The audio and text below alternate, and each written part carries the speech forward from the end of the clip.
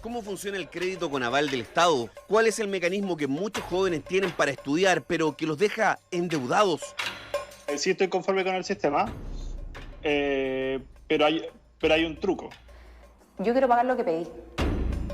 Expertos dicen que es una herramienta con una lógica que no es social. ¿Cuánto deben los que estudiaron con CAE? Se pensó como un préstamo, como un crédito, como podría ser un crédito hipotecario. ¿Dónde radica el problema de una herramienta cuestionada por alumnos de todo el país? Muchos dicen que no es suficiente que el presupuesto 2020 haya incluido la condonación de multas e intereses de los morosos del CAE. Otros lo califican como un avance. Sería increíble, digamos, pensar una salida, por así decirlo, a esta crisis, sin hacernos cargo de esa deuda. El gobierno puede hacer un esfuerzo mayor. Hay propuestas para aquellos que optaron por otros mecanismos para conseguir un título en la educación superior. Elegimos el switch del departamento de prensa para conversar con Guillermo. Tiene 35 años, estudió agronomía en la Universidad Católica, hoy vive en Nueva York. Como el ingreso en mi familia, que éramos tres, era 600.000 pesos, no alcanzaba a que nos dieran ninguna posibilidad de crédito. Estaba en peligro el poder estudiar en la universidad, pero fue cuando surgió una opción. El CAE le permitió estudiar, terminar su carrera, pero critica la falta de información. Asegura que nadie le explicó con detalle qué significaba tomar un crédito incluso a 20 años. Las personas que toman esos créditos no tienen acceso al mercado financiero y no conocen cómo funciona el mercado financiero.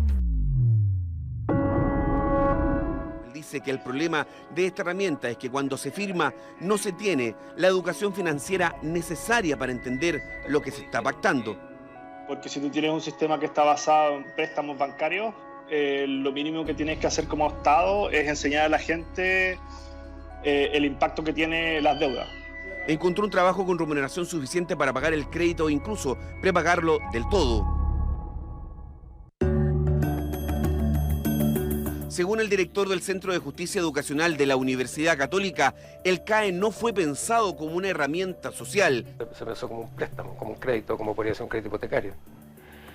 Y de hecho, la tasa original del CAE era 6 o 7%, que era más o menos el equivalente a un préstamo hipotecario en esa época.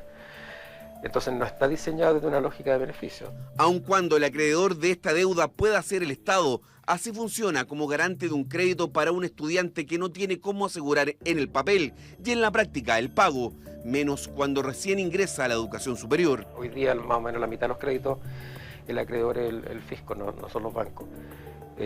Entonces, esta discusión que ha habido en los últimos días sobre distintas formas de condonación, me parece a mí que están tratando de poner al CAE en una lógica más de un beneficio que de un préstamo.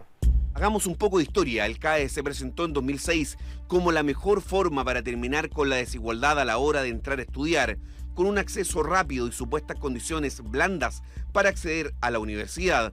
Para eso, ¿qué mejor aval que el propio Estado? El presidente Lagos, la ministra de Educación y una familia que sí recibirá el nuevo crédito con aval del Estado.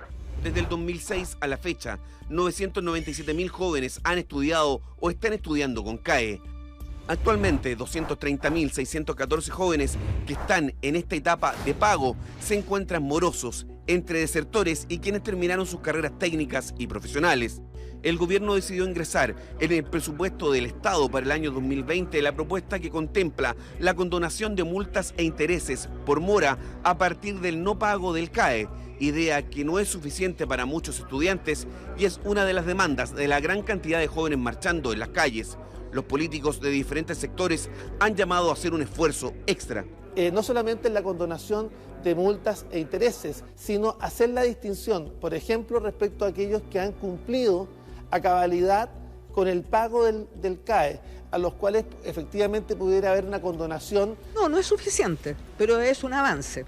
Se espera que así se pueda reprogramar la deuda con intereses anuales del 2%, con un máximo del 10% del sueldo, algo a lo que no se podía acceder si se tenía mora. Pero, ¿qué pasa con los que están al día? Si no pido el CAE, no voy a poder estudiar. Y yo quería estudiar odontología, o sea, por vocación quería estudiar esa carrera. Cuando entró a la universidad no sabía el arancel de esa carrera. Hoy, para convertirse en dentista, la anualidad está cerca de los 8 millones de pesos. La otra opción era buscar una carrera que no me gustara y que probablemente al paso de 2 años iba a dejar tirada. Entonces dije, bueno, me tiro la mochila encima y después cuando salga a trabajar la voy pagando. Sabía que iba a tener esa opción. Como Guillermo, Daniela asegura que firmó con desconocimiento propio de un casi adolescente de 17 o 18 años. Hoy tiene 31. Terminará de pagar cuando esté cerca de los 50. Surgió de la necesidad. Básicamente, si yo no pedía el crédito, no podía estudiar. O sea, derechamente no tenía opción a pagar un arancel de 600 y tantas lucas mensuales, más la matrícula, que también era como 600.000 y tantos pesos al año. Y lo ha hecho. Está al día con sus pagos, nunca se ha atrasado, pero ella antes de estudiar odontología quiso entrar a bachillerato. Para eso pidió su primer CAE de poco más de 1 millón de pesos, que fue para financiar ese año. Luego entró en las dinámicas para pagar la carrera que actualmente ejerce. Para eso pidió cerca de 28 millones de pesos, en total 151.000 pesos mensuales. El 69% de los egresados está al día con las cuotas, pero los desertores, es decir, aquellos que pidieron un crédito y no terminaron su carrera, el 70% están atrasados. En esos casos de quienes estudiaron carreras universitarias, la cuota promedio es casi de 73.000 pesos y deben cerca de 12.300.000 pesos en promedio. Para mí una prioridad es pagar el CAE. O sea, yo pienso primero en qué tengo que pagar, el CAE, el otro crédito, o sea, no quiero irme a DICOM. El grueso de los deudores tiene una deuda que es manejable. Tienes otros deudores que tienen deudas muy altas y que son muy difíciles de pagar, en parte porque se cambiaron de carrera y por lo tanto tuvieron más tiempo de financiamiento o porque estudiaron carreras de arancel muy alto. Eso es lo que precisamente le pasa a Daniela, cuota alta, y eso que ella lleva 16 meses pagando recién, está en el primer tramo. El CAE tiene una suerte de etapas para pagar la cuota. Cuando empiezas a trabajar, pagas una más baja y en el último pagas más. Así es el diseño de esta herramienta. En países desarrollados como Estados Unidos también se estudia con créditos.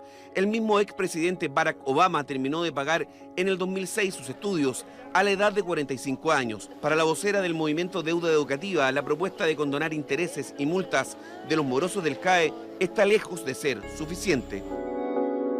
Entre el año de la creación del CAE hasta el año pasado, 997.000 jóvenes estudiaron a través de este sistema. 445.000 ya egresaron de sus carreras y 8 de cada 10 provienen del 60% de familias más vulnerables. Para los expertos, pensar en una condonación total de quienes estudiaron con CAE hoy es imposible. La deuda del CAE son 10.000 millones de dólares, que es una cifra inabordable en términos de lo que el fisco puede hacer ahora. Por lo tanto, una condonación total de toda la deuda yo creo que es inabordable.